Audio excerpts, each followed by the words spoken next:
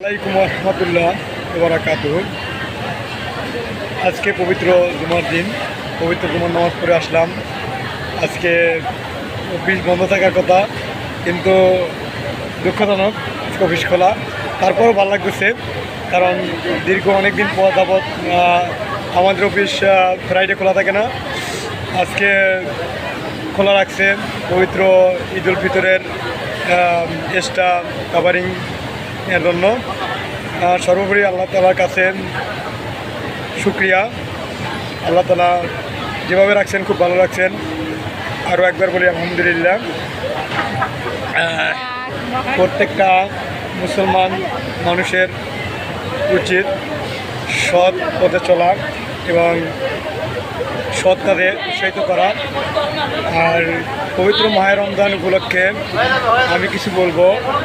আসলে পবিত্র মাহে রমজান মাস যে পাওয়া সত্ত্বেও তার পাপ মোচন করতে পারলো না, তার মতো হতভাগ্যা কপাল পোড়া আর কেউ হতে পারে না।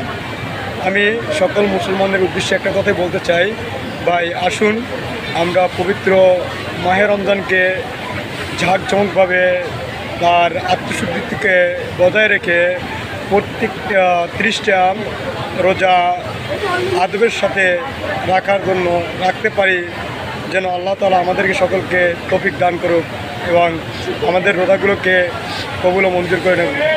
তাই সবাইকে জানাচ্ছি অগ্রিম মাহে রমজানের শুভেচ্ছা। আসসালামু আলাইকুম রহমতুল্লাহ বারাকাতুহু।